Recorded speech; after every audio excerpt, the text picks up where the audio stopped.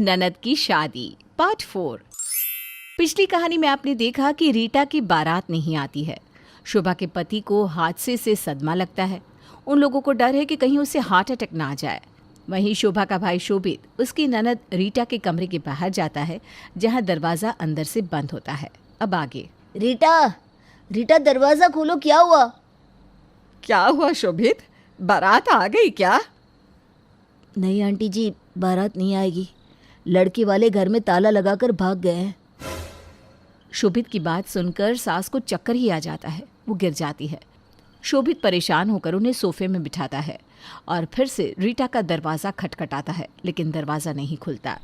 शोभित शोभा के पास जाता है, जो अपने पति के साथ बैठी थी। शोभित, तेरे जीजाजी बेहोश हो गए, जल्दी से डॉक्टर को बुला। दीदी, आंटी जी भी लगभग बेहोशी है। क्या करना है दीदी, जल्दी बोलो, क्योंकि बाहर लोग बातें बना रहे हैं। किसी तरह लोगों को समझाया जाता है कि लड़के वालों के घर में कोई इमरजेंसी आई है और वो लोग नहीं आ पाएंगे।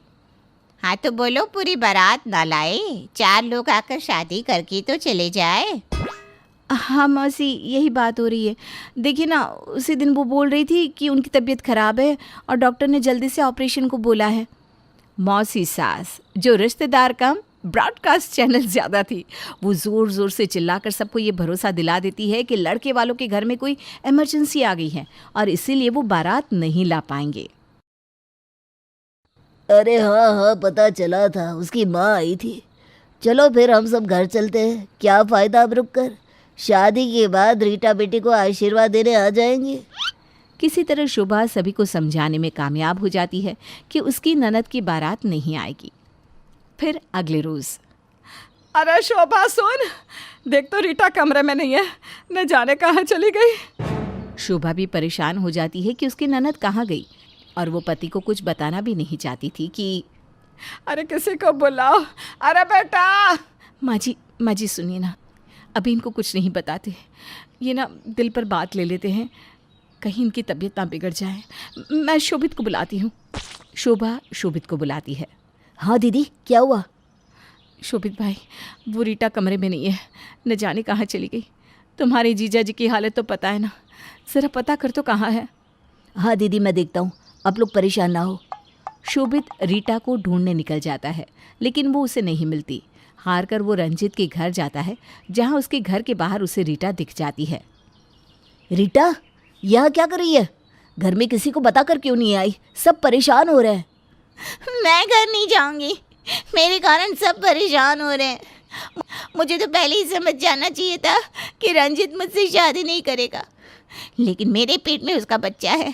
मैं ये बच्चा अकेले नहीं पालूंगी, उसे उसकी जिम्मेदारी लेनी ही होगी। मुझे अब बदनामी का कोई डर नहीं है। अरे लेकिन वो तो... रीटा शोभित की कोई भी बात नहीं मानती और रंजित के घर जाती है, जहाँ वो अपने मम्मी पापा के साथ बैठकर हंसी ठहाके लगा रहा था। देखा कितनी आसानी से पीछा छूट गया, और जो उन लोगों की बदनामी हुई सो हलक। माँ, मुझे तो वो बिल्कुल अच्छी नहीं लगती थी। अच्छी नहीं लगती थी तो प्रेग्नेंट कैसे हो गई? अरे पापा, वो जिद कर रही थी कि मेरे साथ घूमने जाना है। पैसे भी वही खर्च कर रही थी, तो मैंने सोचा चलो कुछ दिन की आयुष हो जाए। और क्या, लड़का है वो, लड़की होकर उसने नहीं सोची तो मेरा तो लड़का है। सारी बातें बाहर खड़ी रीटा और शोभित सुन रहे थे। इन लोगों से तुम्हें उम्मीद है कि ये तुम्हारा बच्चा रखेंगे? ये तो उस वक्त सोचना चाहिए था मुझे। रीटा अंदर जाती है। रंजित उसे देखकर गुस्सा हो जाता है। क्या है लड़की, क्यों अंदर घुसी चली आ रही है? बताऊंगी अभी। बताऊंगी तो मैं तुम सबको जेल भेज कर। वैसे भी कल जो बदनामी हुई है, बारात ना लाकर तुम लोगों ने ठीक नहीं किया। अब जब पुलिस घर से पकड़ कर ले जाएगी ना, तो पता चलेगा तुम लोगों को।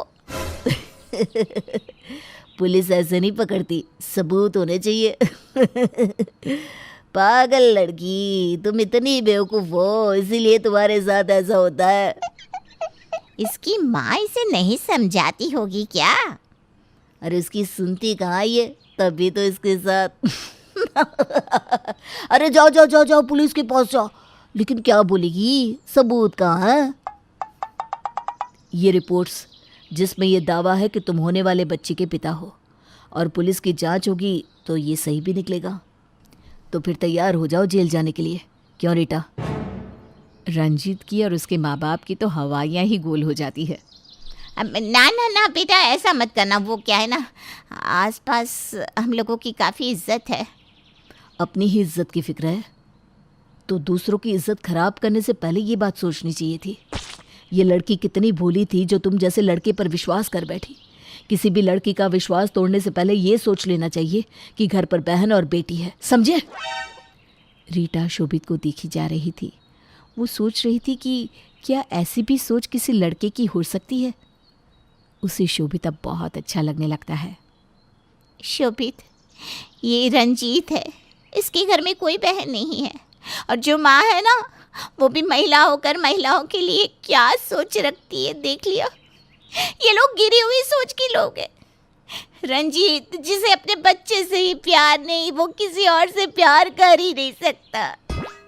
ये बोलकर वो रंजीत का हाथ अपने पेट पर रख देती है। तभी पेट का बच्चा लात मारता है। रंजीत बच्चे के पैर को महसूस करता है और रोने लगता है। माँ मेरा बच्चा, माँ मैं अपने बच्चे को कैसे छोड़ रहा था। अरे चुप कर, वो तुझे फंसाने के लिए ये सब कर रही है। फंसाने के लिए नहीं, छोड़ने के लिए। मैं अब इस रंजीत से इस जिंदगी में शादी नहीं करूंगी, और ना ही हमारे बच्चे को इससे मिलने दूंगी।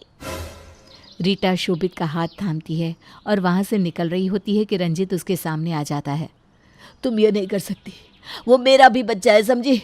मैं केस करूंगा तुम पर। वाह, बड़ी जल्दी याद आ गया। अब केस ही करो तुम, देखते हैं कौन सा कानून तुम जैसे बाप के साथ खड़ा होता है। रीटा चली जाती है शोभित के साथ। वो जैसे ही घर आती है, माँ उसे गले लगा लेती है। पता है, रंजीत की माँ का फ़ोन आया था। वो लोग माफ़ी मांग रहे हैं, वो तुझे अपनाने के लिए तैयार है। लेकिन अब मैं नहीं करूँगी शादी, किसी से भी शादी नहीं करूँगी माँ। मैं आगे पढ़ाई करूँगी। अरे कैसी बात कर रही है, पागल हो गई है क्या? ये पेट में जो बच्चा पल रहा है, इसे किसका नाम दोगी? कौन करेगा तुझसे शादी? हमारे देश में तो इसे नाजायज़ कहा जाता है। तभी शोभित आगे आता है। मैं नाम दूंगा आंटी जी। मैं रीटा से शादी करके उसे विदेश ले जा रहा हूँ। वहाँ किसी को कुछ पता नहीं चलेगा और हम दोनों मिलकर एक अच्छी ज़िंदगी बिताएंगे। जीजा जी को बोलो कि उन्हें कोई भी चिंता करने की ज़रूरत नहीं है। शोभा भी अपने पति की हालत देखती है। बहन के इस करतूत के बाद से ही वो सुध बुध खो चुका था। पति को देखकर वो भी हालात से समझौता कर लेती है। शोभा अपनी प्रेग्नेंट ननद की शादी अपने भाई से करके खुश हो जाती है।